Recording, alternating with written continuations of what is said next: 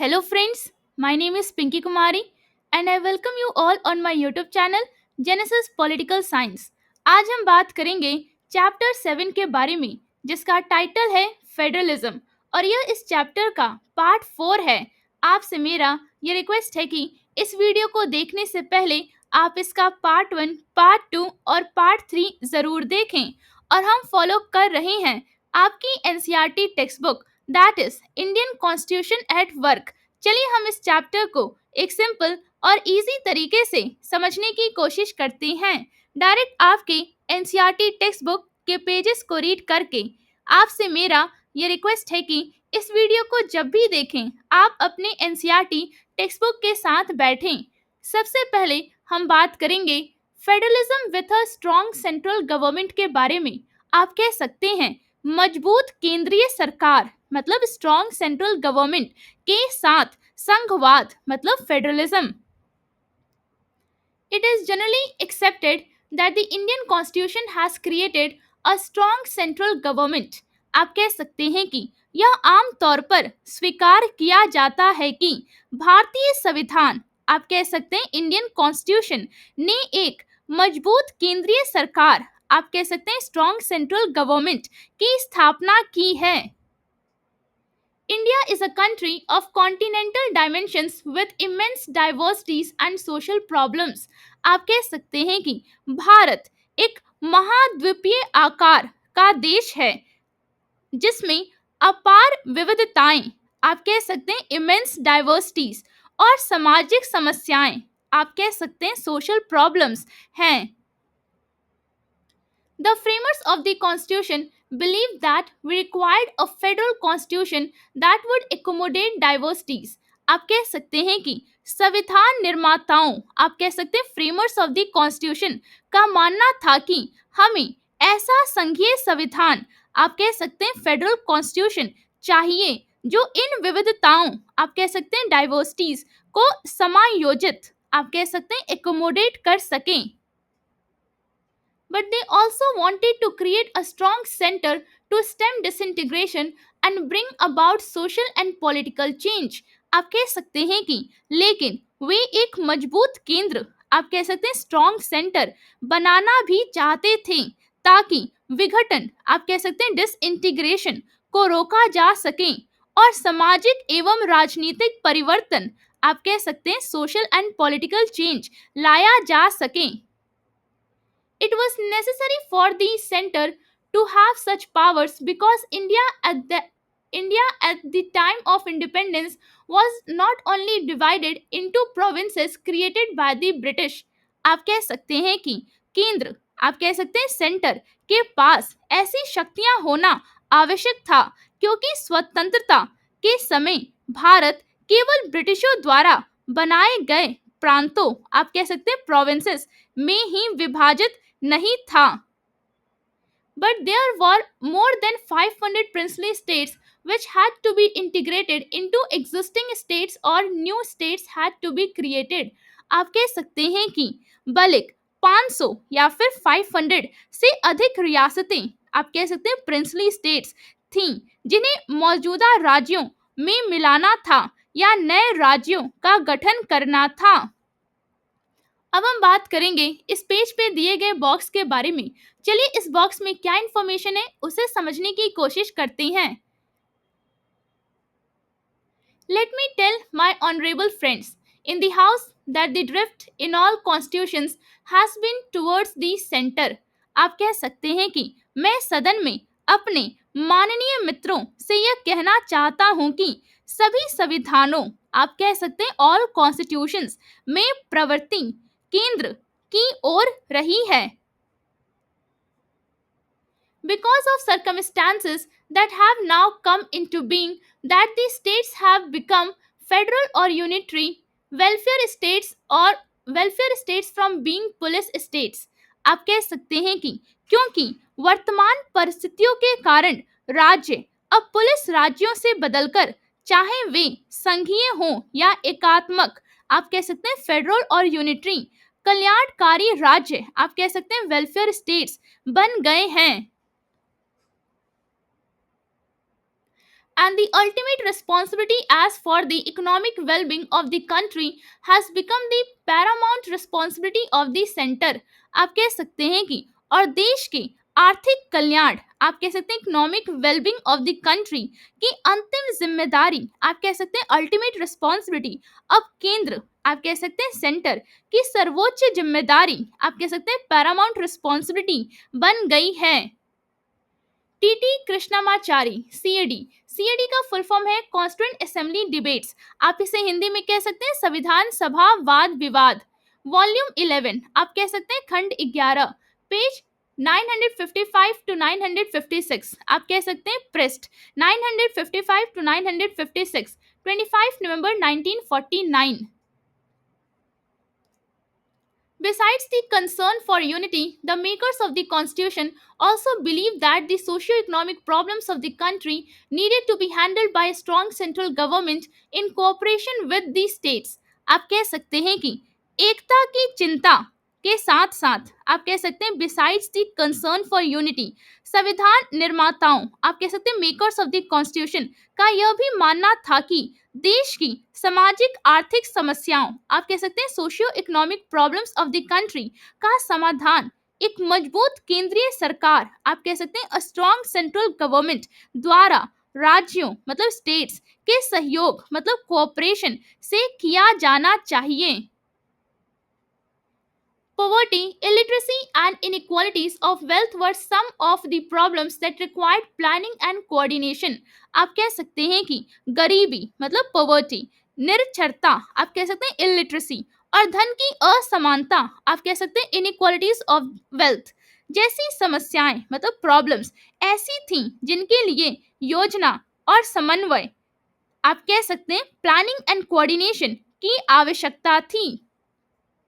Thus, the concerns for unity and development prompted the makers of the constitution to create a strong central government.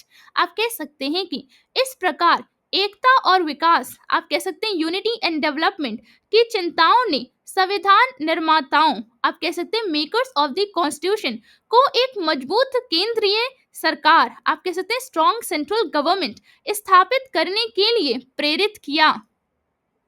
Let us look at the important provisions that create a strong central government.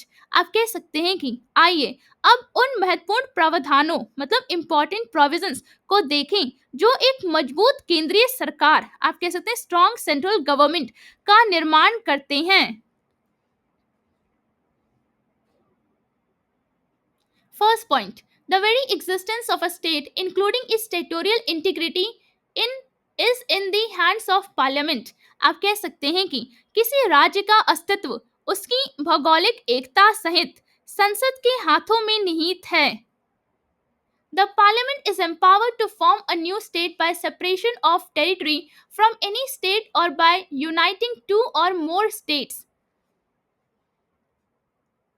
आप कह सकते हैं कि संसद मतलब parliament को यह अधिकार प्राप्त है कि वह किसी राज्य के क्षेत्र को अलग कर या आप कह सकते हैं कि वह किसी राज्य के क्षेत्र को अलग कर या दो या अधिक राज्यों में मिलाकर एक नया राज्य बना सकती है। It can also alter the boundary of any state or even its name. आप कह सकते हैं कि संसद किसी राज्य की सीमाओं को बदल सकती है या उसका नाम भी परिवर्तित कर सकती है। The Constitution provides for some safeguards by way of securing the view of the concerned state legislature. आप कह सकते हैं कि संविधान मतलब कॉन्स्टिट्यूशन ने इस प्रक्रिया में संबंधित राज्य की विधान मंडल की राय लेने का प्रावधान एक सुरक्षा उपाय के रूप में किया है।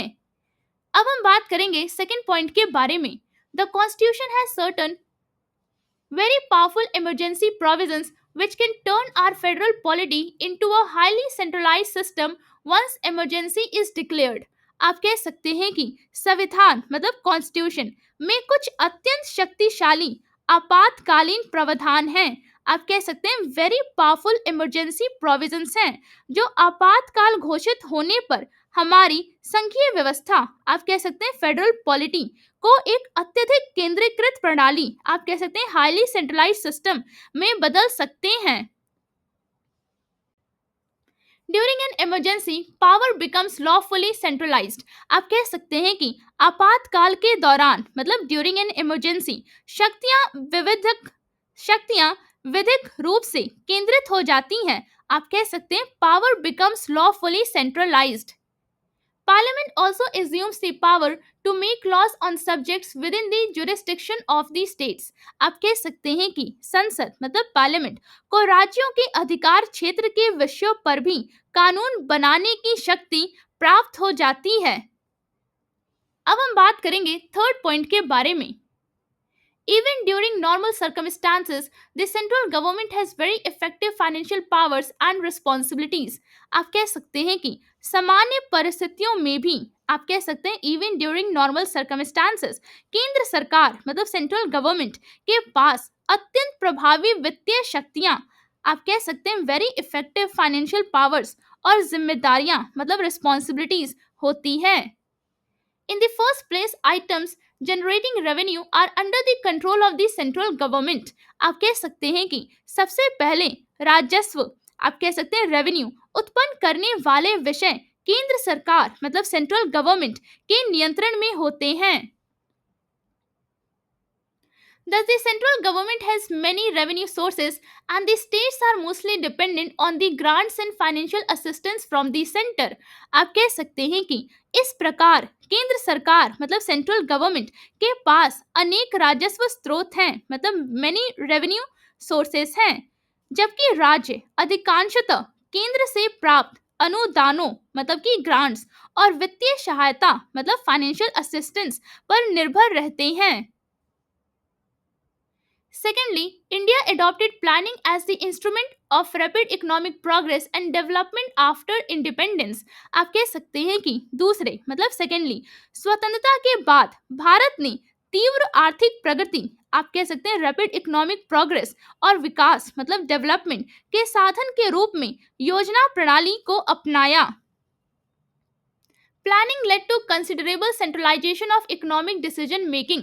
आप कह सकते हैं कि योजना प्रणाली मतलब प्लानिंग ने आर्थिक निर्णय मतलब इकोनॉमिक डिसीजन लेने की प्रक्रिया में काफी हद तक केंद्रीकरण मतलब सेंट्रलाइजेशन ला दिया। Planning Commission appointed by the Union government is the coordinating machinery that controls and supervises the resources management of the states। आप कह सकते हैं कि संघ सरकार आप कह सकते हैं यूनियन गवर्नमेंट द्वारा नियुक्त योजना आयोग मतलब प्लानिंग कमीशन व समन्वयक संस्था मतलब कोऑर्डिनेटिंग मशीनरी थी जो राज्यों के संसाधनों के प्रबंधन को नियंत्रित और पर्यवेक्षण आप कह सकते हैं कंट्रोल एंड सुपरविजन करती थी। Besides, the union government uses its discretion to give grants and loans to states। आप कह सकते हैं कि इसके अलावा संघ सरकार मतलब यूनियन गवर्नमेंट अपने विवेक मतलब डिस्क्रिशन से राज्यों को अनुदान और ऋण मतलब ग्रांट्स एंड लोन्स प्रदान करती है। This distribution of economic resources is considered lopsided and has led to charges of discrimination against states ruled by an opposition party।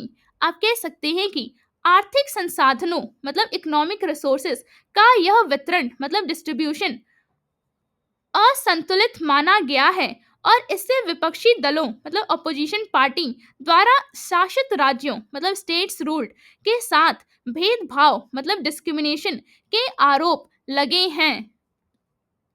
अब हम बात करेंगे फोर्थ पॉइंट के बारे में। As you will study later the governor has certain powers to recommend dismissal of the state government and the dissolution of the assembly। आप कह सकते हैं कि जैसा कि आप आगे पढ़ेंगे राज्यपाल मतलब गवर्नर के पास राज्य सरकार आप कह सकते हैं स्टेट गवर्नमेंट को बर्खास्त करने और विधानसभा को भंग करने की सिफारिश करने की कुछ शक्तियां होती हैं। Besides, even in normal circumstances, the governor has the power to reserve a bill passed by the state legislature for the assent of the president। आप कह सकते हैं कि इसके अतिरिक्त सामान्य परिस्थितियों मतलब नॉर्मल सर्कमस्टांसेस में भी राज्यपाल मतलब गवर्नर को राज्य विधान मंडल द्वारा पारित किसी विधेयक को राष्ट्रपति मतलब प्रेसिडेंट की स्वीकृति के लिए सुरक्षित रखने का अधिकार है। This gives the central government an opportunity to delay the state legislation and also to examine such bills and veto them completely. आप कह सकते हैं कि इससे केंद्र सरकार मतलब सेंट्रल गवर्नमेंट को राज्य के विधेयकों में देरी करने, उनकी समीक्षा करने और उन्हें पूरी तरह अस्वीकृत मतलब वीटो करने का अवसर मिल जाता है। अब हम बात करेंगे फिफ्थ पॉइंट के बारे में। There may be occasions when the situation may demand that the central government needs to legislate on matters from the state list. आप कह सकते हैं कि ऐसे अवसर आ सकते हैं जब स्थिति यह मांग करे कि केंद्र सरकार मतलब सेंट्रल गवर्नमेंट को राज्य सूची मतलब स्टेट लिस्ट के विषयों पर कानून बनाना पड़े। This is possible if the move is ratified by the राज्य सभा। आप कह सकते हैं कि यह तब संभव है जब इस प्रस्ताव को राज्यसभा द्वारा अनुमोदित किया जाए। The Constitution clearly states that executive powers of the center are superior to the executive powers of the states. आप कह सकते हैं कि संविधान मतलब कॉन्स्टिट्यूशन स्पष्ट रूप से कहता है कि केंद्र की कार्यपालिका शक्तियां, आप कह सकते हैं सेंटर की, आप कह सकते हैं एग्जीक्यूटिव पावर्स राज्यों की कार्यपालिका शक्तियों मतलब कि आप कह सकते हैं executive powers of the states से श्रेष्ठ है मतलब सुपीरियर है। Furthermore, the central government may choose to give instructions to the state government. आप कह सकते हैं कि इसके अतिरिक्त केंद्र सरकार मतलब सेंट्रल गवर्नमेंट राज्य सरकार मतलब स्टेट गवर्नमेंट को निर्देश देने का निर्णय ले सकती है। The following extract from an article of the Constitution makes this clear. आप कह सकते हैं कि संविधान मतलब कॉन्स्टिट्यूशन के एक अनुच्छेद मतलब आप कह सकते हैं कि आर्टिकल का निम्नलिखित अंश इसे स्पष्ट करता है।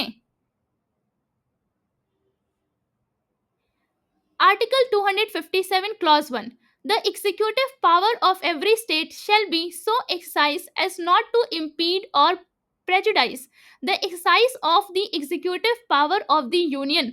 आप कह सकते हैं कि अनुच्छेद मतलब आर्टिकल 257 clause 1 प्रत्येक राज्य की कार्यपालिका शक्ति का प्रयोग इस प्रकार किया जाएगा कि वह संघ की कार्यपालिका शक्ति के प्रयोग में ना तो बाधा डाले और ना ही उसे प्रभावित करें। आप कह सकते हैं कि the executive power of every state shall be so exercise as not to impede or prejudice the exercise of the executive power of the union and the executive power of the union shall extend to the giving of such directions to a state as may appear to the government of India to be necessary for that purpose.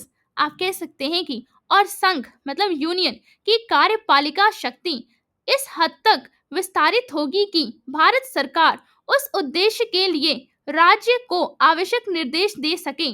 आप कह सकते हैं कि and the executive power of the union shall extend to the giving of such directions to a state as may appear to the government of India to be necessary for that purpose. अब हम बात करेंगे 6 point के बारे में। You have already studied in the chapter on executive that we have an integrated administrative system. आप कह सकते हैं कि आपने कार्यपालिका मतलब एग्जीक्यूटिव वाले अध्याय मतलब चैप्टर में पहले ही पढ़ा है कि हमारे यहाँ एक एकीकृत प्रशासनिक प्रणाली है। आप कह सकते हैं एन इंटीग्रेटेड एडमिनिस्ट्रेटिव सिस्टम है। The All India services are common to the entire territory of India and officers chosen from these services serve in the administration of the states.